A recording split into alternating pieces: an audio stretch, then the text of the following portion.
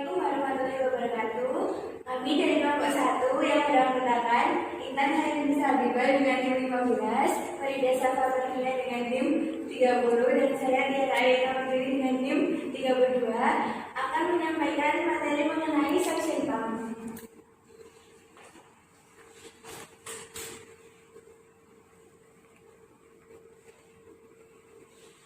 Yang pertama, what the meaning of suction pump? Suction pump itu apa sih? Suction pump merupakan alat kesehatan yang berfungsi untuk menghisap cairan yang tidak dibutuhkan oleh tubuh, seperti misalnya saat operasi ada cairan darah atau lendir-lendir yang tidak tepat di tubuh.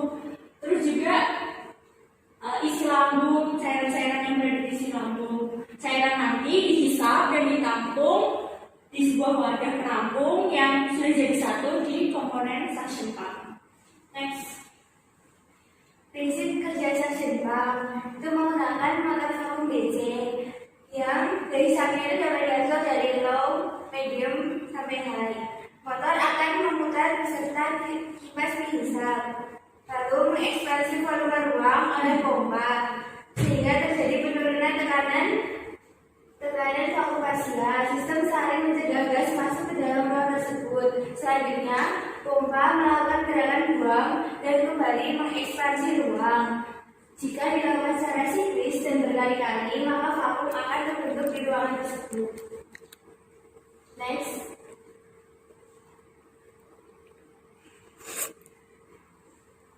Kemudian lanjutan dari prinsip suction pump sendiri itu menggunakan alat penghisap. Sedangkan di dunia fisika, terutama fisika kesehatan, itu berkaitan erat dengan tekanan hisap dengan yang biasanya kita sudah kenal di SMA, itu rumus P sama dengan Rho 3G 3H. Kemudian untuk mengetahui sampai seberapa kuat penghisap bekerja dapat diketahui dengan manometer. Ketika suction pump digunakan, kekuatan dari hisap dikontrol untuk kondisi hisapan yang berbeda-beda sesuai kebutuhan. Ketika cairan terlalu kental, maka manometer diatur dengan kemampuan hisap yang lebih besar. Begitu juga sebaliknya, jika tidak terlalu kental, bisa menggunakan kemampuan hisap yang lebih kecil.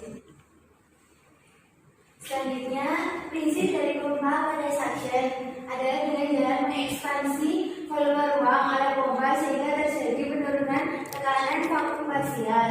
Sistem sealing mencegah gas masuk ke dalam ruang tersebut. Lalu pompa melakukan gerakan buang dan kembali mengekspansi ruang tersebut. Jika dilakukan secara siklis dan berkali-kali, vakum akan terbentuk di ruangan tersebut. Selanjutnya ada blok diagram mekanis. Blok diagram mekanisnya apa sih? Blok diagram mekanis yaitu diagram yang menggambarkan suatu gambaran fisik dari suatu alat. Nah, pada diagram mekanis saat ini kami menampilkan gambaran fisik dari depan. Seperti yang digambar, di sini ada bagian tabung, fungsinya untuk menampung cairan ataupun lendir yang nanti dihisap.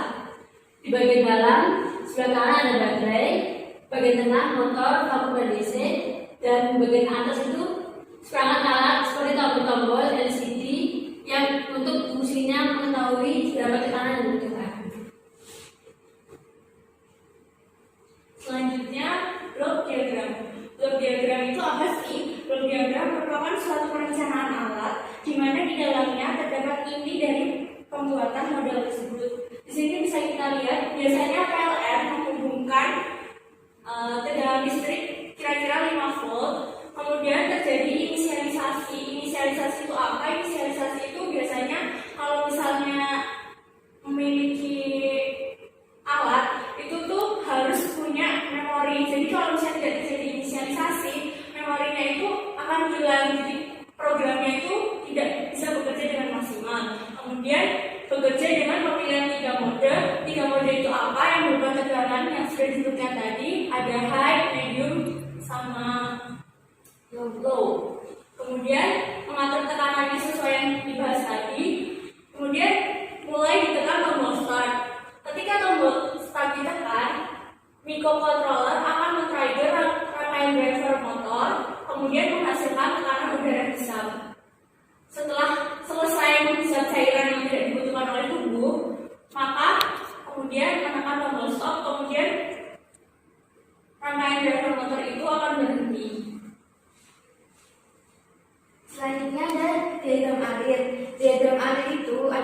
diagram yang menjelaskan proses kinerja dari suatu alat. Yang pertama, ada saklar on. Itu mengeklik saklar on, lalu mendapat suplai tegangan dari baterai. Selanjutnya, terinisialisasi LCD. Selanjutnya ada setting tekanan. Setting tekanan itu memilih mode tekanan. Lalu tombol start untuk mulai melakukan penghisapan. Selanjutnya motor akan on.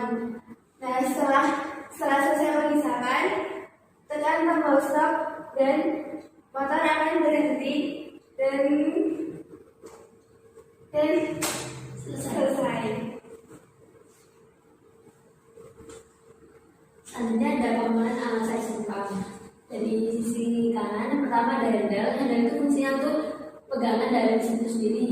Selanjutnya ada tombol on off untuk mengaktifkan dan memberhentikan mesin suction pump. Selanjutnya ada motor unit. Nah, di sini isinya seperti yang telah digambarkan pada diagram mekanis tadi. Isinya ada baterai, ada motor, ada mesin seperti itu. Selanjutnya ada main soket. Nah, jadi karena mesin yang kami tampilkan ini menggunakan baterai, di sini ada tempat untuk mengisi daya. Di bawah ini specification plate atau bagian dasarnya. Dan di sini baterai kompartemen ini isinya di dalamnya baterai seperti yang sudah disampaikan. Untuk sebelah kiri, tombol paling atas itu ada LED yang akan mengindikasikan bahwa mesin itu aktif atau tidak. Selanjutnya ada vacuum regulator di sini. Nah, jadi fungsinya vacuum ini sendiri menghasilkan sedotan sehingga nanti cairan yang akan disedot itu bisa tertarik ke dalam mesin. Selanjutnya ada suction cord. Fungsinya dari suction cord ini nanti yang menghubungkan selang yang akan dihubungkan ke pasien. Dan selanjutnya ada plug for closing. Nah, jadi plug for closing ini fungsinya kan tadi udah ada hisapan dari si vacuum ini sendiri. Nah, hisapan yang dihasilkan dari vacuum ini dihubungkan ke tabungnya sehingga bisa nanti dapat diteruskan ke selang dan dihubungkan ke pasien. Dan yang terakhir, masih ada floater. Floater itu tabung. Floater itu tempat keluaran cairan. Kanister sendiri tabung untuk menampung cairan, dan yang terakhir ada power cord atau charger untuk isi daya. Selanjutnya cara penggunaan suction pump. Yang nanti ada dibagi dari 3 bagian. Yang pertama ada persiapan alat, lalu instrumen biasanya berisi tulisan anatomi, ada 2, ada kasa secukupnya. Kemudian ada NaCl atau air mata, kemudian ada candle section, kemudian ada perlak dan pengalas, kemudian ada mesin suctionnya sendiri, kemudian yang terakhir sarung tangan. Yang kedua, persiapan perawat yang akan melakukan tindakan suction atau penghisapan. Yang pertama, lakukan pengecekan program terapi pasien. Yang kedua, cuci tangan, tempatkan alat di dekat pasien, persiapkan pasien, pastikan identitas pasien, kaji kondisi pasien, beritahu dan jelaskan pada pasien atau keluarganya tentang tindakan yang akan dilakukan. Lalu, jaga privasi pasien. Selanjutnya ada pelaksanaan. Yang pertama, beritahu pasien bahwa tindakan akan segera dimulai. Jadi tenaga kesehatan sini fungsinya menjelaskan apa yang akan dilakukan dari suction pump sendiri. Selanjutnya, cek alat-alat yang akan digunakan. Nomor 3, cuci tangan. Dekatkan alat-alat ke sisi tempat di pasien agar praktis. Selanjutnya, pakai sarung tangan sebagai APD atau alat pelindungan diri. Berikan posisi yang nyaman pada pasien dengan kepala sedikit ekstensi atau terangkat. Selanjutnya, berikan oksigen 2-5 menit.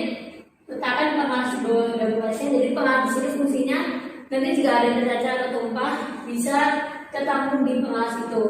Selanjutnya, hidupkan mesin, cek tekanan dan bagian penampung. Nah, jadi cek tekanan sini kan jadi setiap pasien itu membutuhkan tekanan berbeda-beda. Contohnya anak kecil itu hanya membutuhkan tekanan kecil, sedangkan untuk orang dewasa membutuhkan tekanan yang besar.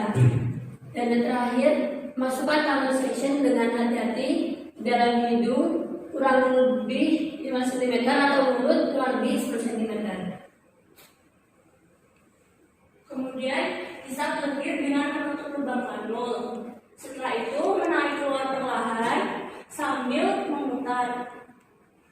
5 detik untuk anak-anak, kurang lebih 10 detik untuk dewasa. Kemudian, bilas kanul dengan NaCl. Berikan kesempatan pasien untuk bernafas.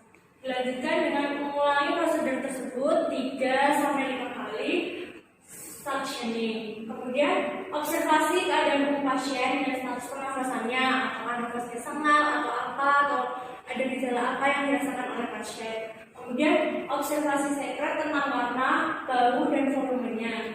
Dilihat nanti cairannya bagaimana, terus baunya kayak gimana dari apa yang sudah dikeluarkan tadi. Kemudian membereskan alat-alatnya, merapikan lagi dan menata dan kembalikan seperti semula. Kemudian lepaskan handscoon yang dipakai oleh tenaga kesehatan.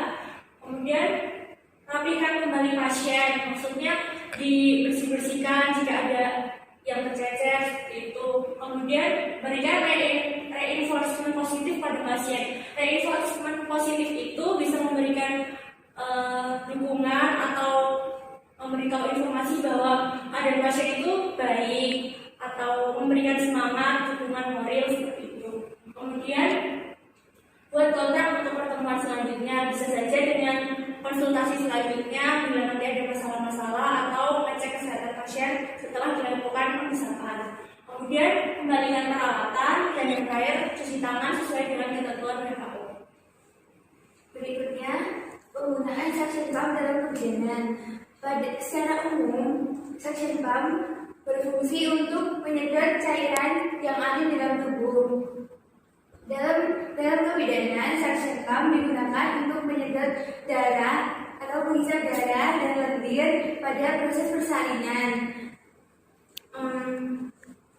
Pada suction pump dengan jenis tertentu digunakan untuk menyedot lendir dari saluran pernafasan bayi.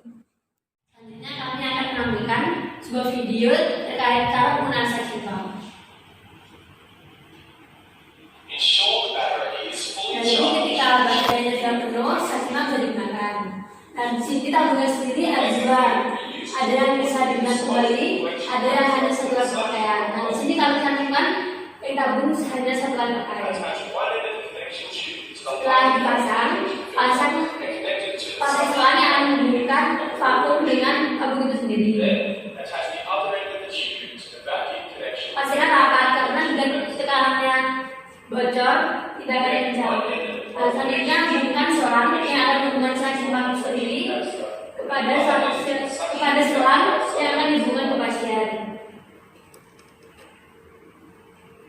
Setelah dipasang, tekan tombol power pada mesin suction pump dan atur tekanan di depan. Nah, ada tombol powernya, ini mengatur tekanannya. Setelah diatur tekanannya, bisa langsung dimasukkan kepada bagian yang ingin disedot. Itu. Nah, karena tadi contoh tabung yang digunakan tabung sekali dipakai.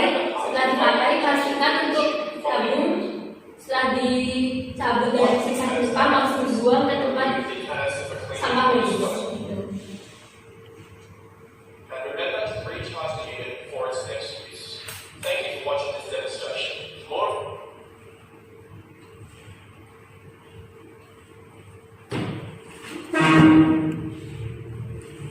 Sekian presentasi dari kami. Pada kurangnya